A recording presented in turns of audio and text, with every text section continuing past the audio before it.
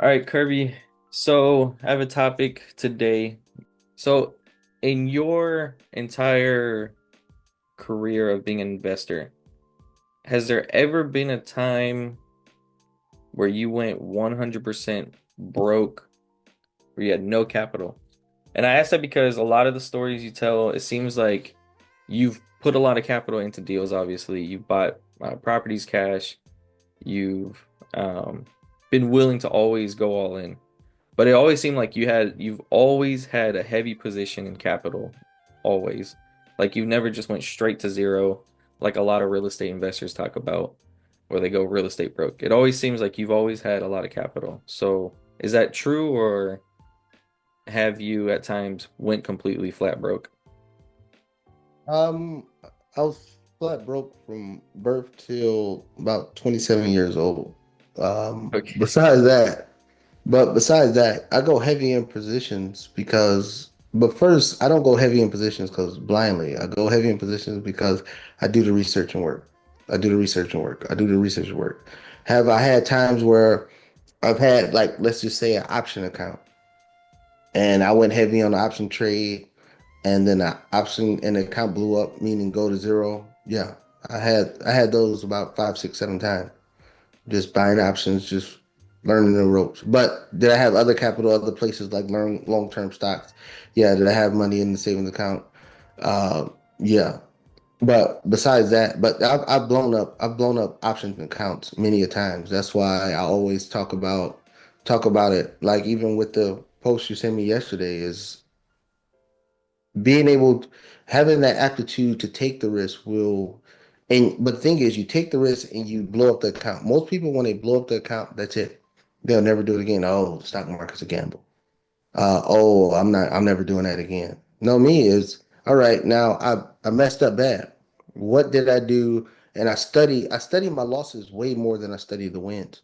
And what did I do wrong? And then I go back to make sure I don't do that again. And then I do something else wrong. And at me, like I said, I didn't have a teacher, I didn't have a mentor, I didn't have somebody tell me, "Hey, do this, don't do this." So everything I was doing is always just, hey, trial and error, trial and error. And I'm not a paper trader. I can't sit there and paper trade and be like, "Oh, I'm learning off of paper trade."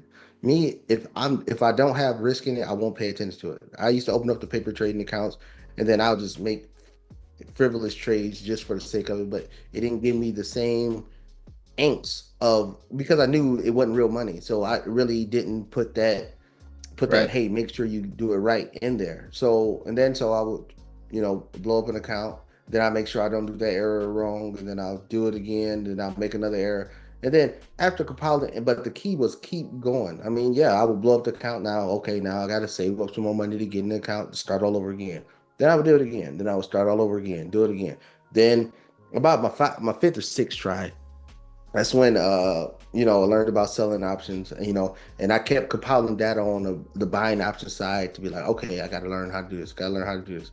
And then now it comes more fluently to me. I mean, I can get a big trade like the Chewy trade that I was in.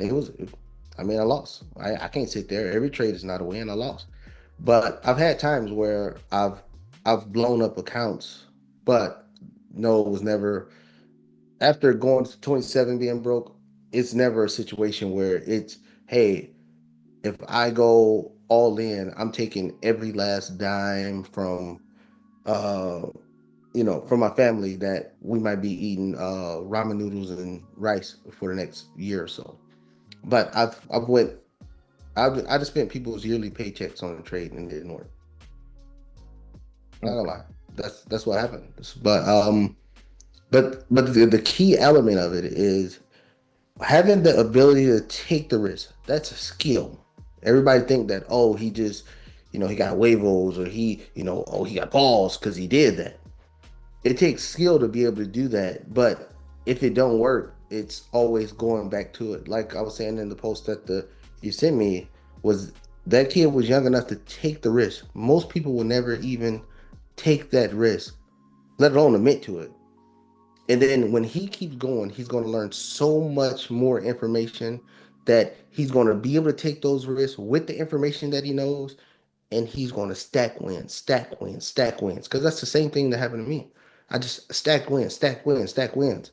And then, but of course, I had to go through. You got to go through the trials and tribulations before you see the success. The key for him is if he keeps going. Now, if he quits right there, then he's screwed. But if he keeps going after making that error and learning from the error, he's going to kill the market. At 19 years old, oh man, he's gonna have so much money it's gonna be ridiculous. I might have to call him and ask for a loan. But that's the key of it. That's the key of it. Is just being able to keep going. I mean, yeah, it sucks. It hurts. I mean, you might sit there for 2 or 3 days stewing, but then you got to get back on the horse. You got to get back on the horse. But most people won't have that ability to take risk whatsoever. And then them not being able to take the risk, they might be in an investment. They might be an investment that, hey, they put, let's say, $3,000 in and it's an investment, then it doubles, triples. All right, now you're at 9, 12,000. But just if you had the mode to make that trade $50,000 and then it doubles, triples, now you're at 150,000. That's that's the key. That's the big nuances. But people don't have that ability to just say, okay, I'm going to do the work, do the work, do the work, do the work. Okay, now I know I did the work. Now I'm about to put the money in there because nobody has confidence in themselves to go push out like that. But the hardest part is having the ability and having that confidence to take a risk. But it don't matter how much homework you do if you don't have confidence to take the risk, then your account will never grow to what you want it to go to because you'll be like, all right, well, I did all the work on this stock. I think it's a good stock. Okay, here go $2,000. $2,000. If it go up 500%, that's only $10,000.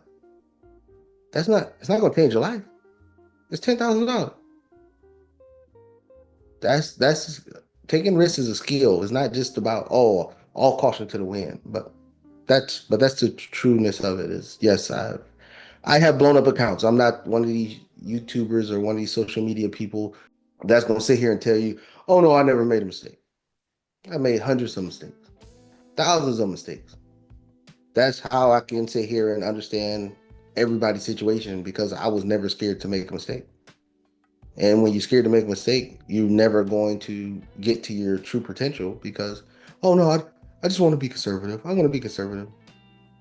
Like Warren Buffett said in his annual letter, if you just want to be a C student, that's great. You can still pass. But if you want to be a student, you got to go for it. And that's what I want to be, a student. I don't want to be a C student. I don't want to just pass just to get by. So so sometimes it takes getting a couple D's and F's. Have you ever gone completely broke in real estate? Like you went in on deals? No. Okay. Never. I never went broke because I'm not a flipper. I know flippers that went broke, but I'm not a flipper. I want to provide a service. I want to provide long-term housing. I don't have a real estate deal where the real estate went to zero. I No, that's don't. not what I'm saying. I'm saying like there was a deal, you bought it, but it required all of your capital and you had nothing left on Yeah, real estate. yeah, yeah, yeah. All the time, all the time, all the time. All the capital that I had readily available. Yeah, all the time. Every time I have a stash of capital, I'm deploying it all because I want to go back to broke so I can still, well, broke in the sense of not having money, just a whole bunch of zeros sitting in the bank account. Because I want to go, because I want that same hunger like I had nothing. Once I do a deal, I don't pay attention to it no more. I do a deal, set up the processes, set up the management, set up the accounting part of it, and then I'm on to the next one. But I can go back and look at my account like, oh, that damn thing near zero.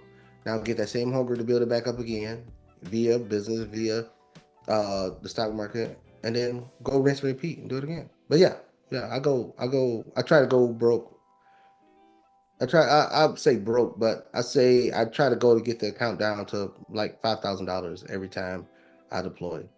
And then the $5,000 just in case something crazy nuance happened that I gotta, put another AC unit, refrigerator, stove, dishwasher, put another roof on. But yeah, I go broke all the time. All Okay. the time. Yeah, I was just asking because it always seems like when you buy a property, there's always some kind of reserve that you have, like whether it's in that one account where you bought the blue chip stocks way back then, whether it's, you didn't touch anything in your retirement accounts. Like there's always some kind of capital or reserve, it seems. Like when you were buying the first, Yeah. Okay, so now I see what you're saying. Sorry. Yeah, yeah. I always have when I'm saying broke. Let me correct that. I'm always going broke, as in money sitting in a checking savings account.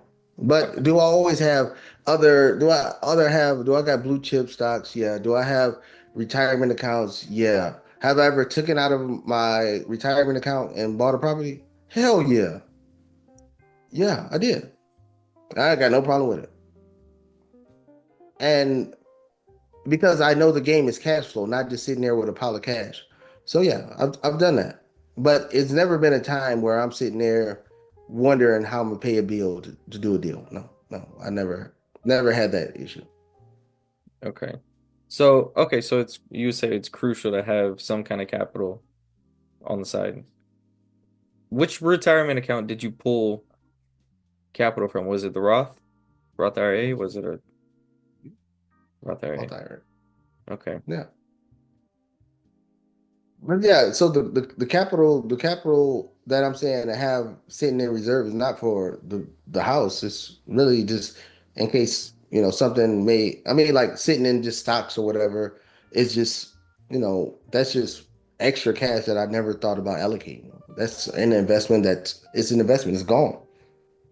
But I don't sit there and be like, oh, well, yeah, I can pinch a little bit off of this investment, pinch a little bit off of this investment. Me, usually, if I'm selling an investment, I'm usually selling the whole thing. I'm not selling just, oh, I'll just take a couple hundred shares here.